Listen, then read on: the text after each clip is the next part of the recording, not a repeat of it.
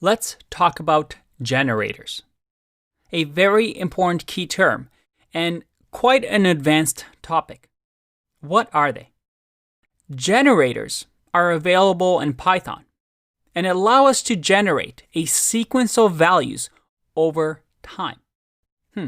What does that mean? Let's explore it. You see, we've actually learned a generator before. Do you remember range? Well, range is a generator. But what is that?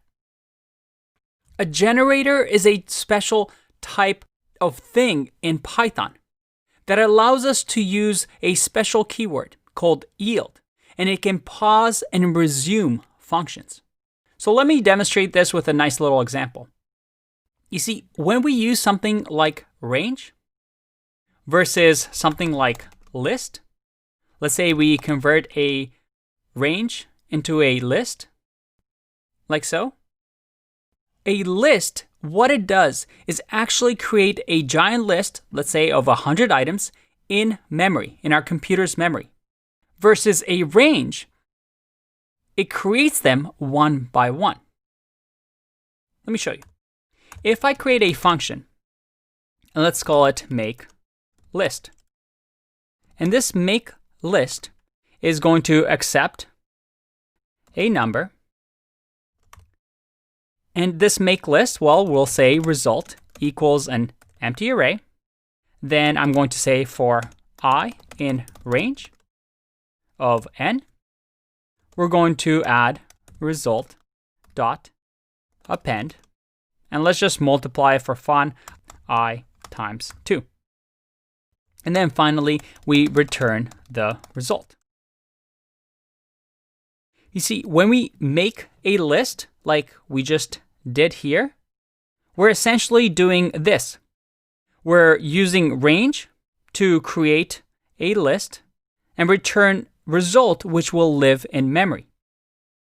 So let's say that here with make list, I'm going to say my list is going to equal make list 100. When I print my list and I click run, and make sure my parameter here is the right name, and make sure I can spell append, we get our list. But this list over here lives in our memory. My list is pointing to a location in memory. So this is taking up space right now. Now, range is a generator.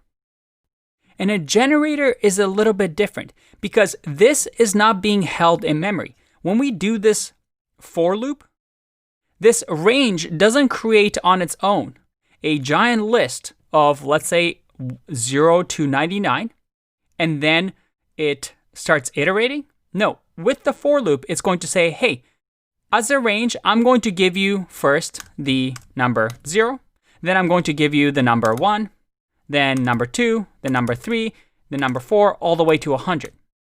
So in memory, it never ever creates this list like we have with, well, my list. And this can get pretty hectic, right? Let's say we want to create a giant list now. Let's say that I want to create a list with, well, this entire array. If I wanted to, let's say, print here this giant list, and I click run, oh boy, you see that? That's a lot of memory that I'm using up. And once it's done, which it's still going, only then can I use this list, and it's going to access that list in memory, and then we're able to use it. A more efficient way is to use a generator and actually generate these one at a time without taking space in memory. Now, in order for us to learn how to do that with generators and how to actually use them, we need to go to the next lesson and revisit some old knowledge. I'm going to let this complete. In the meantime, I'll see you in the next video. Bye-bye.